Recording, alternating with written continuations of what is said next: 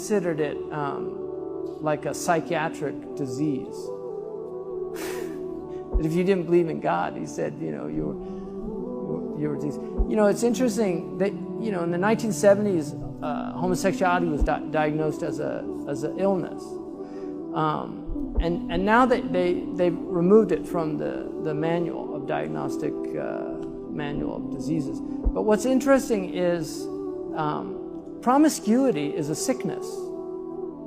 If you're promiscuous, you're not well.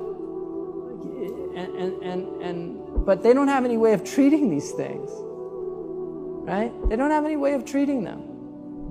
And so if you don't have a spiritual path that puts these things where you understand what the shahwat are, what the ghadabiyya is, if you don't understand what the irascible soul is, concupiscible soul is, if you don't know these things, if you don't know how to regulate yourself, if you don't know what temperance is, if you don't know what the results of incontinence, moral incontinence is. So you can get to the White House and you can't control yourself when a young intern comes in. Which means you're not a free person. You're not hur, you're abd. The Arabs say al-abdu hurrun ma tama', al-hurru abdun ma tama', wal-abdu hurrun ma qana'. That a slave is free if they're content.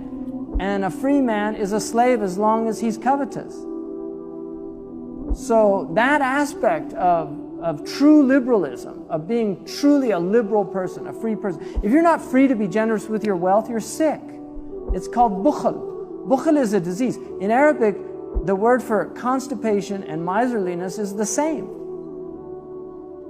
Imsak. Mumsik is a bakhil. So the person that's holding his feces in himself and poisoning himself, right? This is toxic. It's the same with the person that can't give his money away. And money is like manure. You spread it around and good things grow. You hoard it and it's a horrible stench comes out of it. So, but these are sicknesses. They don't, and that's why. How do they go on a journey if they don't even know that there's a journey or a destination? If they just think that this is it. Eat, drink, and be merry. This is it. Are you happy yet? You know, how many drugs is it going to take to realize drugs aren't going to make you happy? How much money is it going to take to realize money's not going to make you happy? How many sexual encounters is it going to take until you realize that sexual encounters are not going to make you happy? Human beings are stupid. We're a stupid species. Except for the prophets and the awliya, we are literally stupid people. We're a stupid species. Animals are smarter than us. Animals, if they see something harmful, they run the other way.